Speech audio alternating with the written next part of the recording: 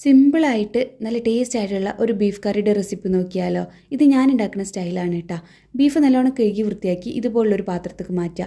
എന്നിട്ട് അരിഞ്ഞു വെച്ചിട്ടുള്ള വെല്ലുള്ളി, തക്കാളി, ഇഞ്ചി വെളുത്തുള്ളി ചതച്ചത്, ചുവന്നുള്ളി ചതച്ചത്, കുറച്ച് കറിവേപ്പില, 2 പച്ചമുളക്, മല്ലിച്ചപ്പ്, പുതിന അരിഞ്ഞത്, അതുപോലെ തന്നെ കുറച്ച് മല്ലിപ്പൊടിയും കുറച്ച് കാശ്മീരി ചില്ലി പൗഡറും ചേർക്കുക.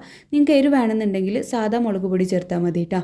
പിന്നെ ആവശ്യത്തിനുള്ള ഉപ്പും കുറച്ച് വെളിച്ചെണ്ണ ഒഴിച്ച് ഇതുപോലെ നല്ലോണം തേച്ച് പിടിപ്പിച്ചിട്ട് ഒരു അരമണിക്കൂർ റെസ്റ്റ് ചെയ്യാൻ വെക്കുക. എന്നിട്ട് കുക്കറിലിട്ടിട്ട് ആവശ്യത്തിന് വെള്ളം ഒഴിച്ചിട്ട് ഒന്ന് വേവിച്ചെടുക്കണം. വെന്ത് കഴിയുമ്പോഴത്തേന് ഒരടുപ്പത്ത് ഒരു ചട്ടി വെച്ചിട്ട് അതിൽ വെളിച്ചെണ്ണ ഒഴിച്ച് ചൂടാകുമ്പോൾ കുറച്ച് ഉലുവയും ചുവന്നുള്ളി അരിഞ്ഞതും കറിവേപ്പിലയും കൂടി ഇടുക. എന്നിട്ട് ഇതിലേക്ക് വെന്തിട്ടുള്ള നമ്മുടെ ബീഫ് കറി ഒഴിച്ചു കൊടുക്കുക.